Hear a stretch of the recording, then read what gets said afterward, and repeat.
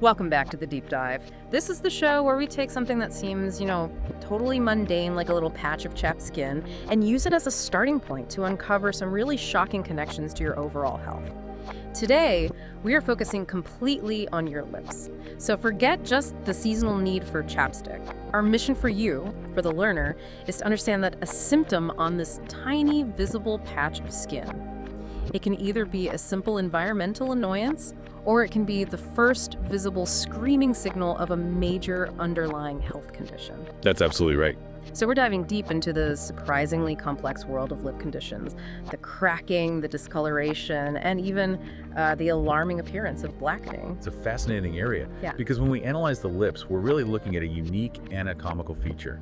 They're a crucial transition zone, right? They're basically the border control between your face and your internal mouth. Okay, border control, I like that. And because of that specific, really delicate structure, the condition of your lips gives us this incredibly high-value, visible indicator of everything, from poor local habits all the way to major internal system failure. And telling the difference between those two is the whole game. It's the absolute cornerstone of effective diagnosis and management. Okay, let's unpack this then. Before we even get into the symptoms, we have to start with the basic question. Why are the lips so exceptionally vulnerable in the first place? I mean, they're right there, they're constantly exposed, yet they always seem to be the first part of your face to dry out. It comes down entirely to how poorly equipped they are for defense. Sure. Think of your regular facial skin as wearing, a thick, well-insulated winter sweater. Right. Your lips, however, are essentially wearing a single thin silk scarf. That's a great visual. It's just anatomical reality. Compared to the rest of your facial skin, the outermost protective layer of your lips, it's called the stratum corneum, is exceptionally thin. Okay, so that's problem number one. That alone makes them vulnerable. But the crucial missing elements are the natural defenses that other skin just has. What are those natural defenses? Well, they essentially lack hair follicles, they lack sweat glands, and most importantly, they have very few sebaceous glands. The oil glands. The oil glands, exactly. Those glands produce sebum, that natural lubricant, that protects skin everywhere else on your face. And without that, the lips are just constantly deprived of a natural moisture barrier. Wait, so if they lack all those glands, does that mean that even if I drink tons of water, like I'm perfectly hydrated, my lips will still be prone to dryness just because they can't hold on to the water? Precisely. Hydration helps the whole body, of course. But if you don't put a physical barrier over the lips, an occlusive like a balm, that water's just going to evaporate right off them. Okay, so they're exposed, they're unlubricated, and then you add the sun. Exactly. They have a lower density of melanocytes, the pigment-producing cells. So that means they have less built-in protection against UV damage. And finally, that rich vascular supply, the thing that gives them that pinkish red color. It's a double-edged sword. It makes them look healthy, but it also means that any change in your bloodstream composition, like your oxygen level, is immediately and very visibly reflected in a color shift. Fascinating. Okay, let's move to the most common affliction, the cracked lip. Medically, you call this inflammation and cracking cheilitis. Right, and it's a symptom, not a single disease. So where do we start? We start with the simplest form, cheilitis simplex. This is just common chapped lips. It's often purely environmental, low humidity, cold wind. Or dry, heated indoor air in the winter. Yes. But we also have to talk about the behavioral component that spirals this into what we call liquor's cheilitis. Ah, yes. That moment of weakness where you decide saliva is a good substitute for lip balm. It feels so soothing for about 60 seconds. It does. But it is a massive mistake. Your saliva contains powerful digestive enzymes, like amylase, that are meant to break down food. Not skin. Not skin. They break down that delicate lipid barrier on your lips.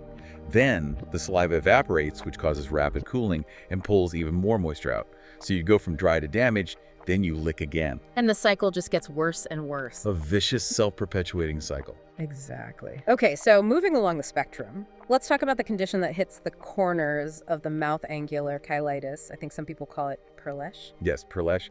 And this one affects the angles, or the commissures of the mouth.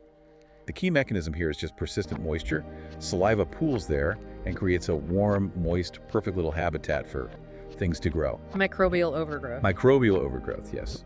This often involves the yeast Candida albicans or the bacterium Staphylococcus aureus. So what causes that pooling in the first place? Well, locally, it could be things like ill-fitting dentures or just deep facial folds. Yeah. But the critical insight for you listening is the systemic connection. Yeah. Chronic angular cheilitis is often a huge telltale sign of underlying nutritional deficiencies. Which one specifically? Specifically, riboflavin. That's vitamin B2 iron deficiency and vitamin B12 deficiency. So if you or someone you know keeps getting this, you really need to check those levels. The body is signaling an imbalance. Now we shift our focus a little. If environmental damage isn't just irritating the surface, but it's actually changing the cells underneath, that's when we start talking about actinic cheilitis. And that name alone sounds serious. It is serious, and it's also entirely preventable. Actinic cheilitis is caused by chronic cumulative UV radiation exposure over years. So not just one bad sunburn. No, not at all. It's decades of exposure. And because the lower lip gets the most direct sun, it's the most common sight. The problem here is that the sun exposure causes DNA damage in the skin cells. So this isn't just a rough patch. No, this is a pre-malignant condition.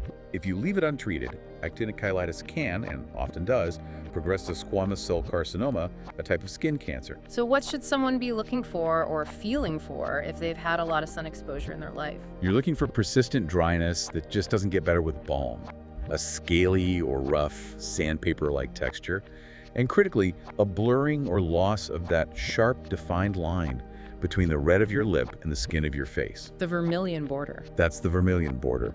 You might also see whitish patches.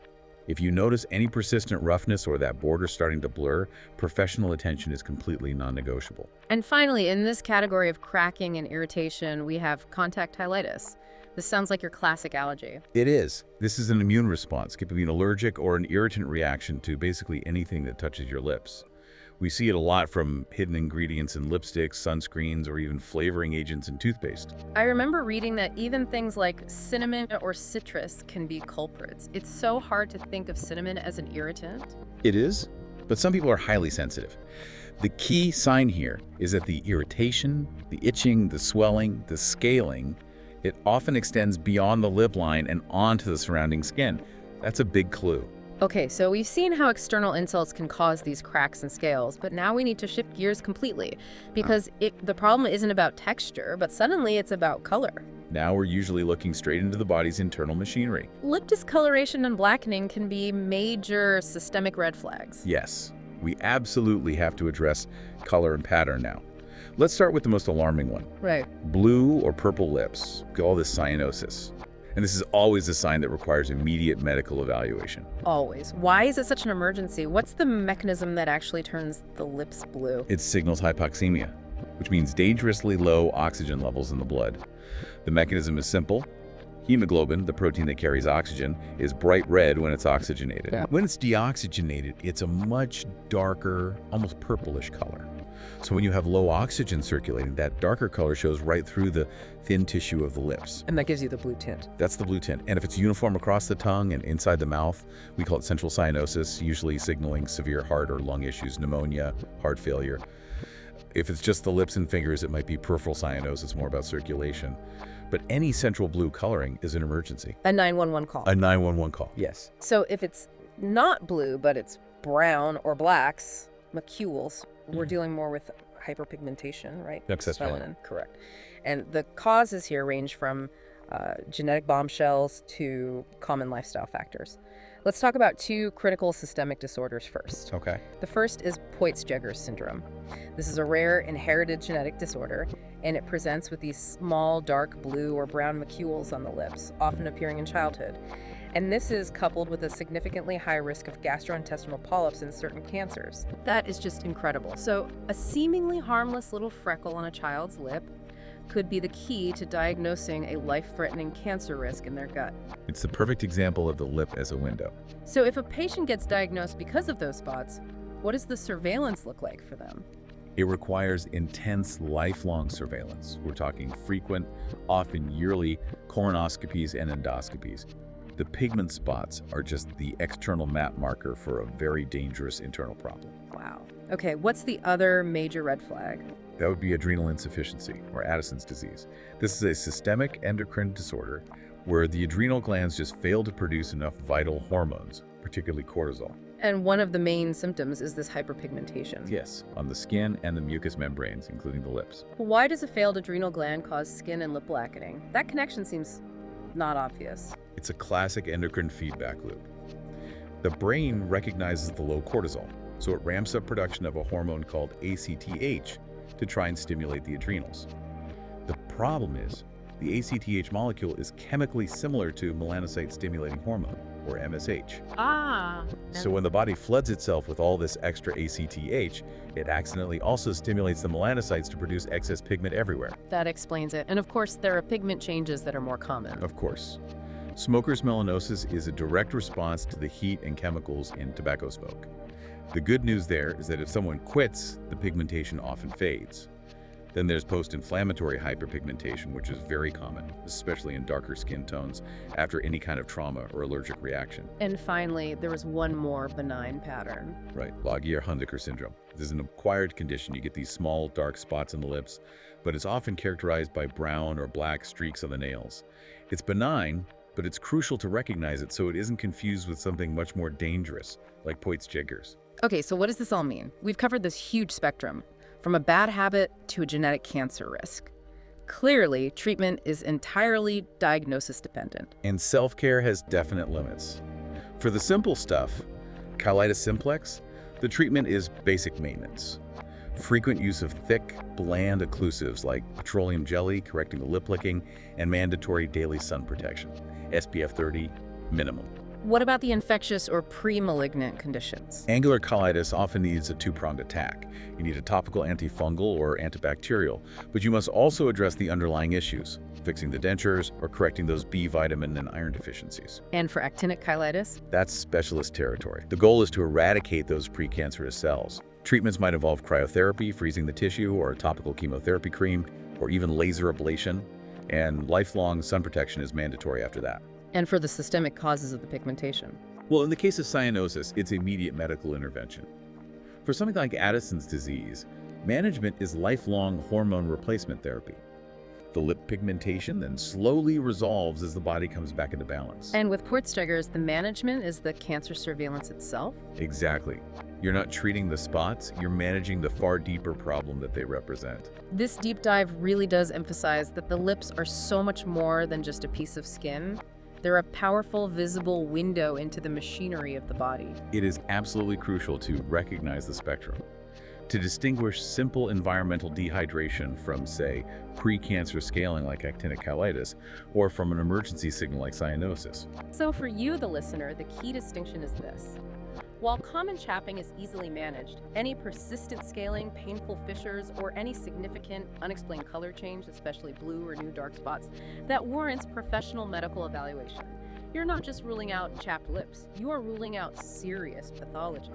And since we've seen how pigmentation on the lips can be a hallmark for systemic issues like Addison's disease, we'll leave you with this thought. What other subtle, everyday changes in your appearance? A persistent change in your nail beds, maybe a stubborn rash, or even just a different kind of fatigue? What else might be a silent indicator of a major endocrine or genetic condition that you are currently overlooking? Think about the broader application of this knowledge to your entire body. That's where we'll conclude this deep dive. Thank you for joining us, and we'll see you